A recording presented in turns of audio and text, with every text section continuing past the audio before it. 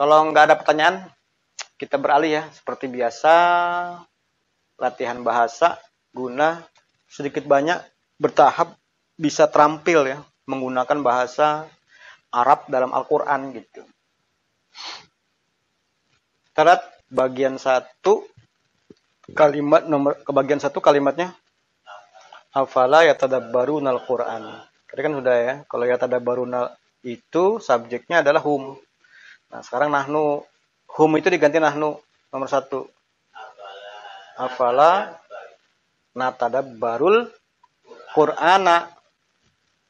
Maka apakah kami atau kita ya, kita aja. Maka apakah kita tidak memikirkan Al-Quran secara mendalam? Nomor 2. Yatadabbarul. Nggak pakai nal kan huwa. Yatadabbarul Qur'ana. Maka apakah dia tidak memikirkan Al-Quran secara mendalam? Nomor 3, hunna. Afala yatadabbarnal Qur'ana. Maka apakah mereka perempuan tidak memikirkan Al-Quran secara mendalam? Nomor 4, An-nasu. Afala yatadabbarun nasul Qur'ana, atau dibalik juga bisa ya. Afala yatadabbarul Qur'anan nasu. Jadi subjeknya bisa di belakang, bisa di tengah gitu.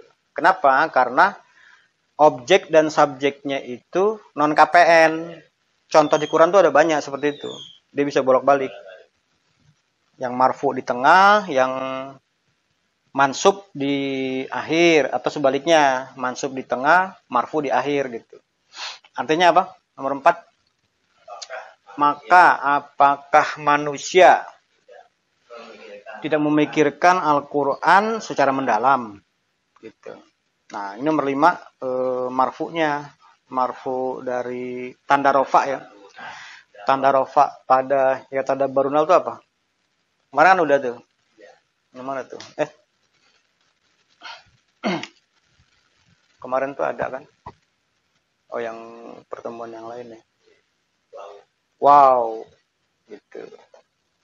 Jadi tanda rofa pada yatadabbaruna itu adalah wow. Lanjut ke bagian 2. Kalimat walau kana min indi ghairillahi. Nomor 1 diganti, Allahnya diganti Rabbihim, Rabbuhum. Kalau mentahnya itu Rabbuhum ya. Nomor 1. Walau kana min indi ghairi Rabbihim. Artinya yaitu seandainya dia atau yang demikian bukan dari pembimbing mereka. Udah begitu aja. Nomor 2, anta. Goirika. Yaitu seandainya yang demikian bukan dari Anda. Gitu. Nomor 3, walau kana min indi goirihi. Yaitu seandainya yang demikian bukan darinya. Ya. 4, ana. Walau kana min indi goiri ya, ada ya-nya juga ya. Artinya yaitu seandainya yang demikian bukan dari saya, bukan dariku. Nah, ini pertanyaan tadi ya. Pokok kalimatnya apa? Pokok kalimatnya wa merujuk ke Al-Quran gitu. Jangan langsung ke Quran. Wa dulu, wa-nya kemana baru ke Quran gitu. Bagian ketiga, nomor 1, Dibikin ini ya, apa? Ditambah harokat, terjemahkan. Hal wajadtum fil Qur'ani tilafan katsiron.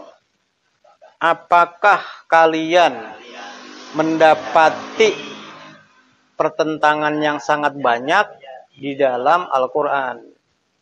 Nomor 2, lan tajidu fil Qur'ani tilafan katsiron. Wajada yajidu. Kalian ya. Kalian tidak akan. Jadi kalau lan ini dia mempatahkan akhir ya. Lan.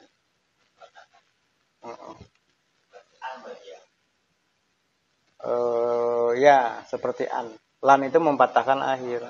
Asalnya itu tajiduna gitu. Tanda patah akhirnya adalah buang nun ganti alif di sini. Jadi di sini antum. Ya, wajada yajidu. Yajidu yajidani yajiduna. Tajidu tajidani yajidina. Yajidna. Tajidu tajidani tajiduna. Ya kan? Antum kan? Ulangi. Lan tajidu fil Qur'ani ikhtilafan katsiran. Kalian tidak akan mendapati pertentangan yang sangat banyak di dalam Al-Qur'an. Kan bisa buat komunikasi kan? Gitu. Nomor 3. Kunu mutadab birinal Qur'ani. Ini kan kata benda, ini kata benda, majemuk aja dia. Artinya jadilah, ya kan? Ini jadi pelaku apa nih? Pelaku apa penderita? Coba tasrif dulu. Tadabbaro ya tadabbaru tadabburon. Mutadabbirun mutadabbarun. Tadabbar la tatadabbar. Mutadabbarun mutadabbarun. Nah, ini apa? Mutadabbirina. Lihat di roknya aja, di apa? Ain fiilnya ya. Kalau dia pelaku kan cirinya kasroh. Kalau penderita cirinya apa? Mutafa'alun. Ya kan? Mutafa'alun.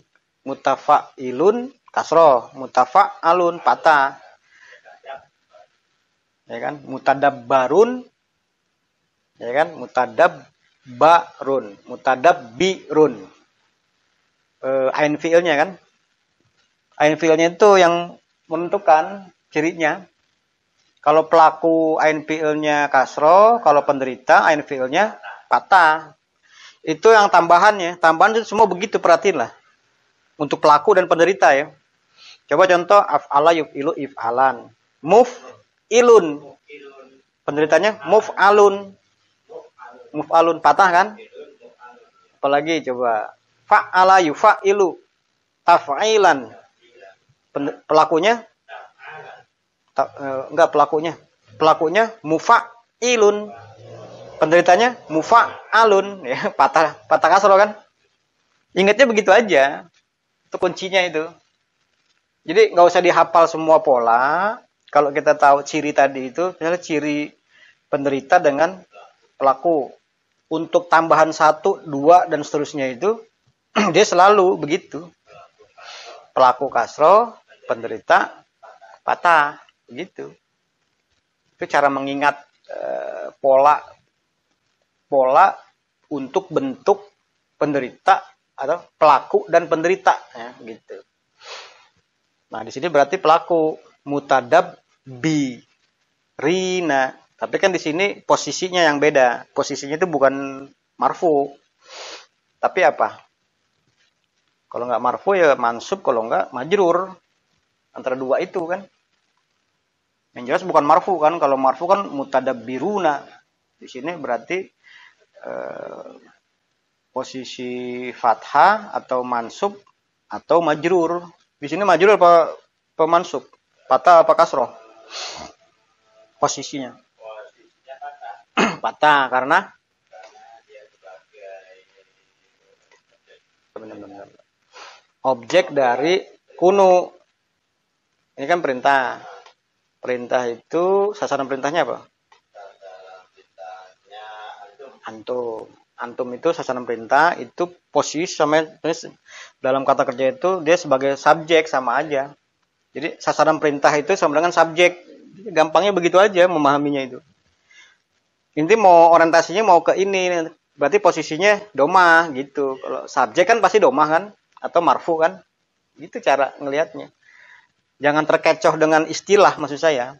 Istilah sasaran perintah begitu ditanya posisi apa? Marfu, mansub atau majrur? Bingung kan nanti kan. Kalau sasaran perintah begitu ditanya subjek baru ngerti. Biasanya kan kayak gitu kan. Marfu gitu kan. Itu kadang suka gitu. Ini perintah, berarti dia marfu ininya. Sasaran perintahnya marfu. Jadi kalau diganti oleh pihak ketiga dengan pihak ketiga dia harus marfu juga gitu.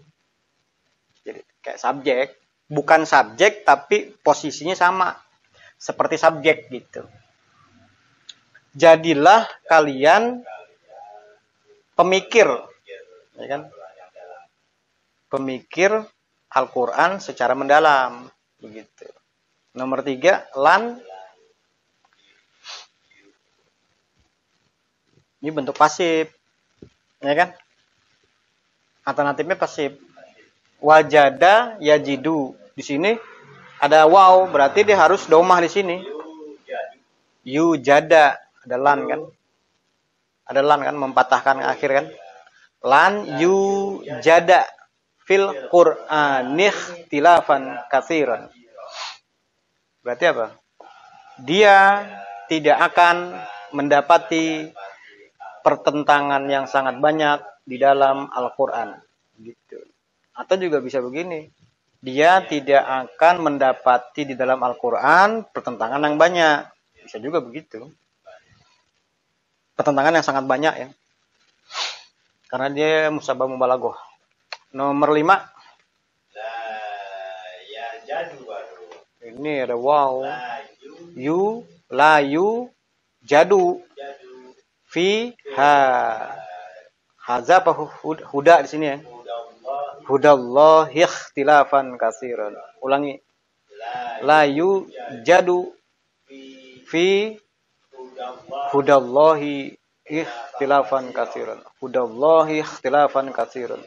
Jadi di sini mabni ya. Mabni alal fathih. Tetap atas fathah untuk hudan, master hudan ini ya. Nah, hudan karena dia nyebrang ke alif lam menjadi huda. Jadi hudallahi ini tetap dia bukan hudyi gitu. Atau bukan hudi gitu nggak bisa. Dia tetap begitu. Banyak di Quran tuh yang mabni tanpa dipengaruhi oleh huruf-huruf jar, huruf-huruf ini ya. Dalam bentuk kata. La yujadu fi hudallahi ikhtilafan katsiran. Dia tidak mendapati di dalam pedoman Allah begitulah ya. Pedoman Allah pertentangan yang sangat banyak. Pedoman hidup menurut kebijakannya. Ini juga majemuk nih hudan. Jadi cara menerjemahkan supaya supaya sepadan ya. Sepadan tuh dalam arti begini. Kalau di Qur'annya itu kata benda, maka dalam bahasa Indonesianya pun harus kata benda juga gitu. Kayak misalnya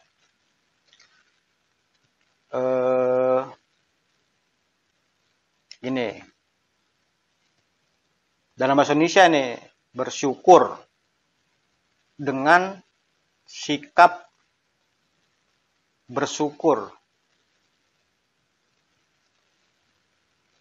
Dalam bahasa Indonesia nih.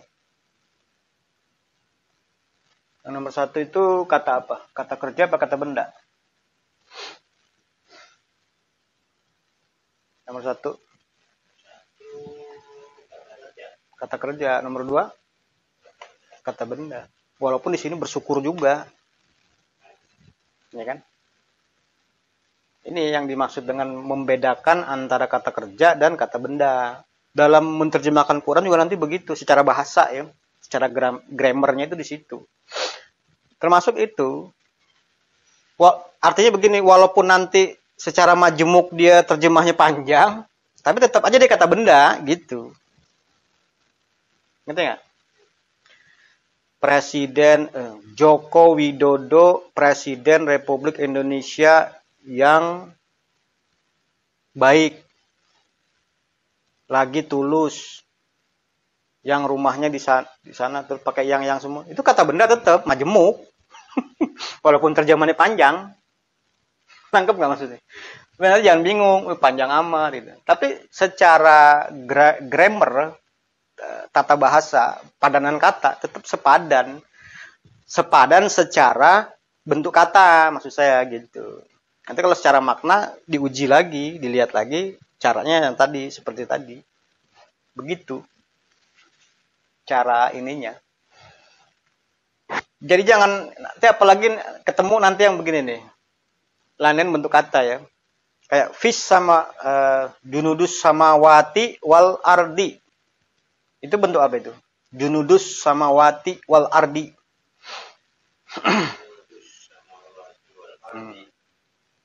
Junudus samawati wal ardi.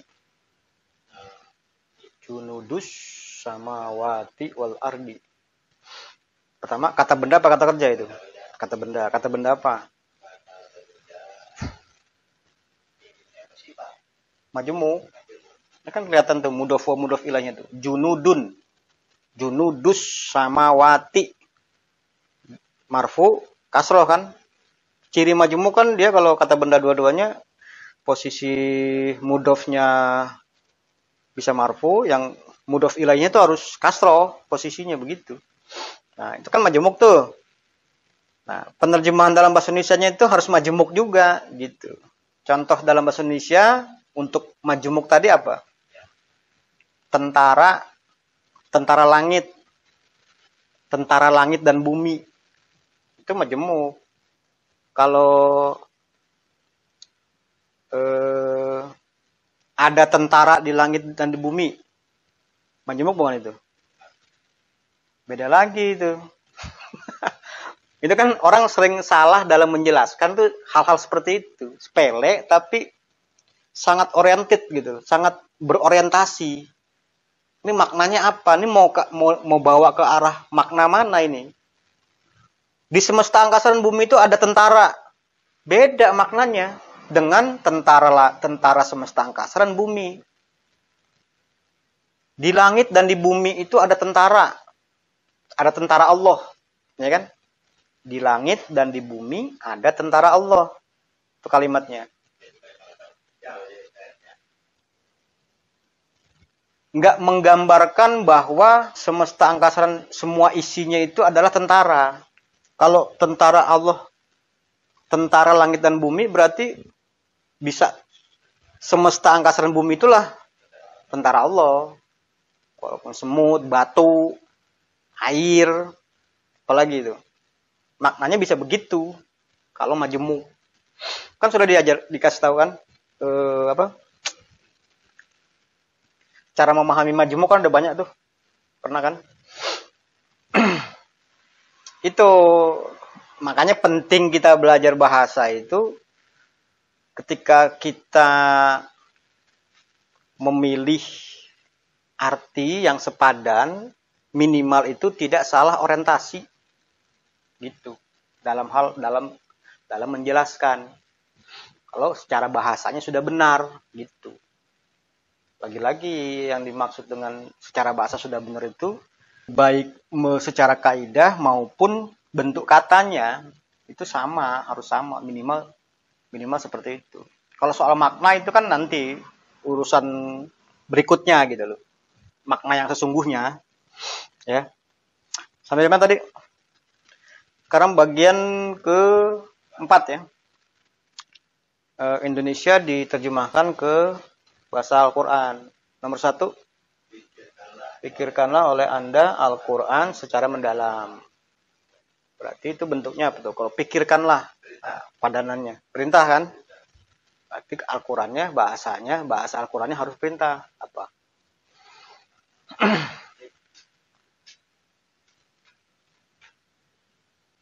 Tadabbar kan? Tadabbar kan? Tadabbaro, ya tadabbaru, tadabburon. Pelakunya mutadabbirun. Penderitanya mutadabbarun. Tadabbar. Kan tadabbaro, ya tadabbaru. Kalau dabbaro, yudabbiru, baru dia dabbir. Ini pakai ta tambahan 2. Perintahnya berarti tadabbar. Tadabbar, Anda. Tadabbaril Qur'ana, ya kan? Qur'anah secara mendalam. Oh, enggak berarti enggak sampai ke sini ya. Tadabbaril Qur'ana gitu aja. Ya kan? Pikirkanlah oleh Anda Al-Qur'an secara mendalam. Tadabbaril Qur'ana. Nomor 2, pikirkanlah oleh kalian Al-Qur'an secara mendalam. Tadabbarul Qur'ana gitu. Nomor 3, hendaknya dia memikirkan Al-Qur'an secara mendalam. Nah, ini bentuknya apa nih? Dalam bahasa Indonesia harus sepadan. Hendaknya dia memikirkan Al-Qur'an secara perintah tak langsung. Ya kan? Tak langsung. Perintah kepada pihak ketiga. Kalau ini kan perintah kepada pihak kedua, gitu. Pak, dia. Kalau perintah itu harus sukun akhir, ya kan? Iya kan harus sukun. Perintah tak langsung kan, gitu. Bisa pakai li, bisa nggak pakai. Karena contoh di Qurannya ada kalimat seperti itu. Ya kan? Kalau pakai li ya liyatadab baril Qur'ana gitu. Kalau nggak pakai li ya langsung aja ya tadab baril Qur'ana gitu. Ingat tadi sini, makanya basisnya itu di KKS. Makanya saya kalau ngasih ke bawah itu nggak semua pola kita suruh ngapal, tapi satu aja yang dihafal. Satu aja, nanti tanda-tanda dia marfu, mansub, jar itu diperkenalkan secara umum. Nanti akan mewakili semua pola gitu. Ini kan kayak gini kan? Ya tadabbaru, ya tadabbaroni, ya tadabbaruna, ya kan? Tatadabbaroni, ya tadabbarna. Itu kan sama semua itu. Pakai kata lain, kosakata lain, pola berbeda, ada ciri-ciri yang sama di situ. Yajidu, yajidani, yajiduna, dan terus ke bawah kan. Tajidu, tajidani, yajidna, terus gitu. Kalau dihafal semua pola-pola, saya aja nggak sanggup ngapal.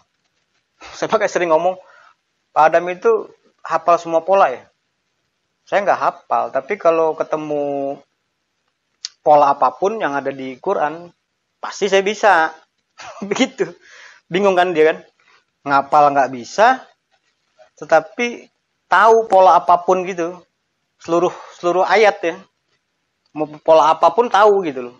Kayak muzammilu. Nah, itu kan muzammilu. Pola apa itu kan? Mufa'ilu kan begitu. Mufa'ilun kalau dia nggak pakai alif lam, mufa'ilun.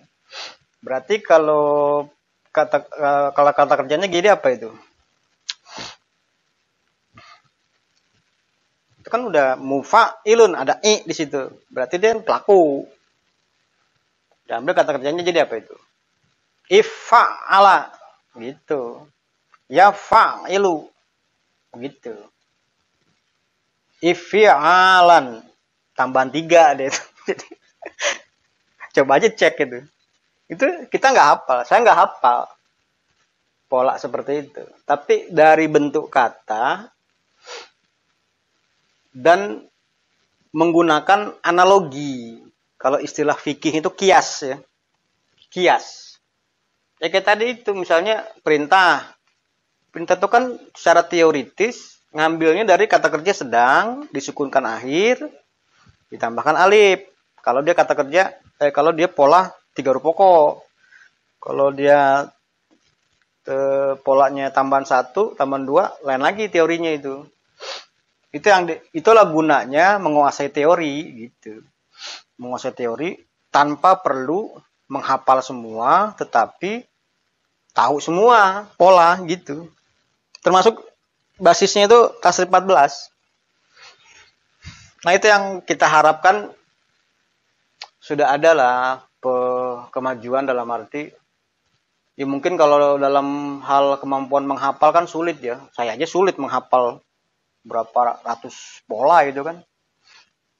Kalau disebutin satu-satu mah belum tentu hafal semua itu. Tapi kita yang penting itu tadi ketika ngelihat ayat sudah tahu polanya. Oh ini pembuatan seperti sini gitu tahu. Itu namanya menguasai kalau begitu. Sekarang nomor berapa? Nomor 4. Kita tidak akan mendapati pertentangan di dalam Al-Qur'an. Tidak akan tuh pakai lan tadi ya. Lan kita pakai nahnu berarti dia. Lan najida ya kan? Pakai fi ya. Lan najida fil Qur'ani masuk fil Qur'ani ikhtilafan nggak ada itu. Ulangi. Lan najida fil Qur'ani ikhtilafan gitu. Jadi ini tetap objek gitu. Objek dari najida ya, najida. Nomor 5. Bangsa kita tidak akan mendapati pertentangan di dalam Al-Qur'an. Pakai ini dulu teori apa? Kalimat kata kerja ya. Lan yajida qaumuna ya kan? Lan yajida qaumuna fi ya kan? Fil Qur'ani ikhtilafan ya. Lan yajida fil Qur'ani ikhtilafan. Lagi. Lan yajida fil Qur'ani oh iya. Lan yajida qaumuna fil Qur'ani ikhtilafan. Harus cepat-cepat begitu. Biasa cepat nanti enak gitu. Lan yajida qaumuna fil Qur'ani ikhtilafan. Bingung ya. Tapi kegambar kan walaupun susah tapi kan nangkep kan ngeliat dari sini pasti kan. Sama kan di situ. Dia ini Quran dulu baru ikhtilafan kasiron itu kan. Susunannya loh. Begitu. Bagian 5 sekarang ya.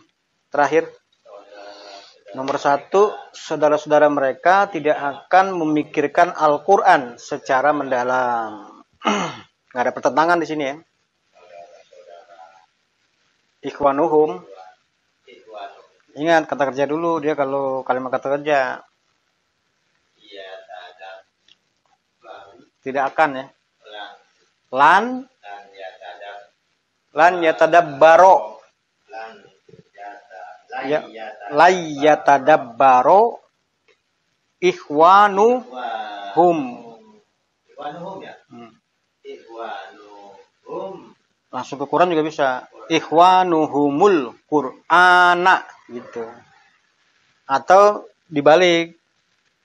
Layyatadab barol Qur'ana ikhwanuhum. Bisa begitu. Lagi-lagi kan subjeknya kan non KPN, objek non KPN. Jadi bisa bolak-balik. Objek di tengah atau objek di belakang, subjek di tengah atau subjek di belakang itu bisa. Gitu. Tapi kalau contoh yang konteks ini, dia di belakang Qur'annya kan. Ya kan? Jadi di tengah. Nomor 2.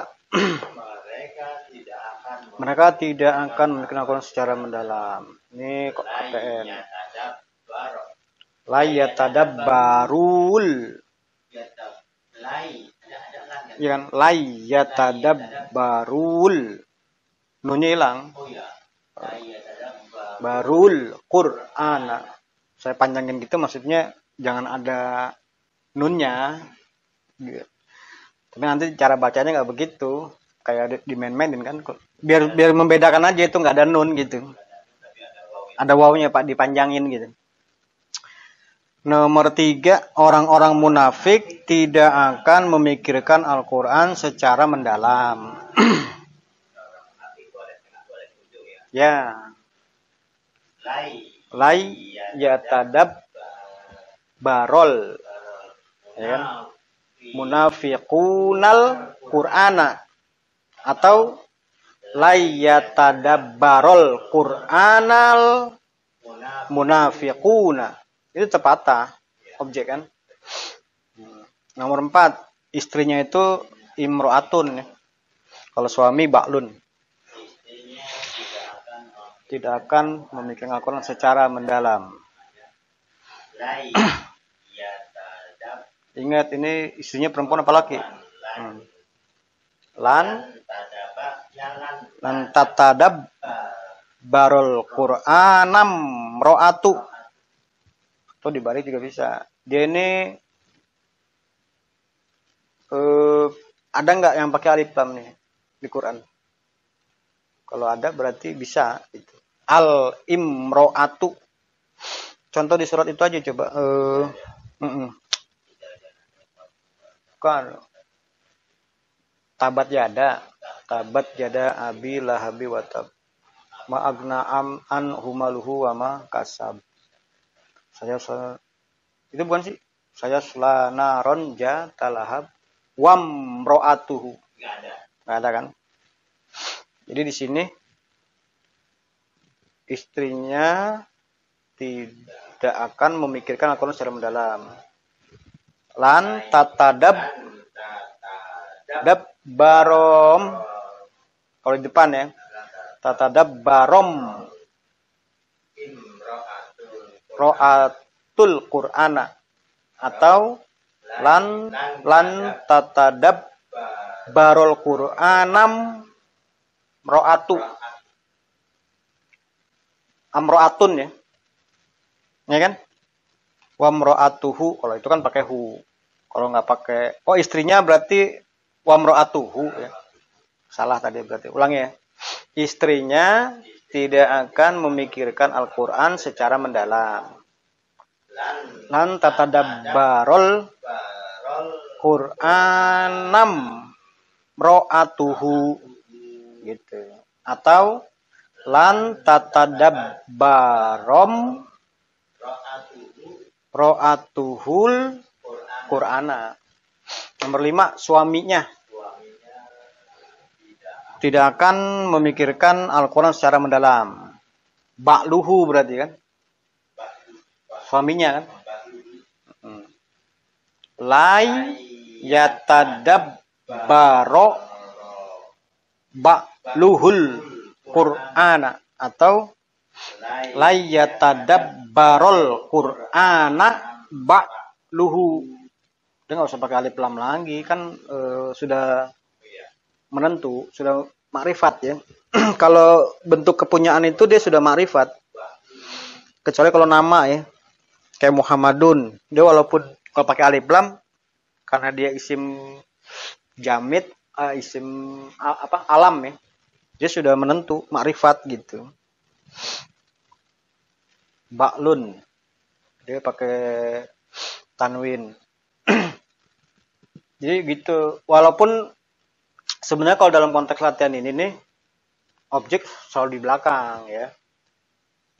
Tapi kan kita pakai ayat lain yang bisa bolak-balik gitu. Itu nambah wawasan aja supaya kaya gitu.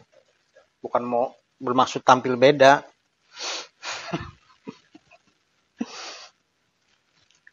Sampai sini ada pertanyaan?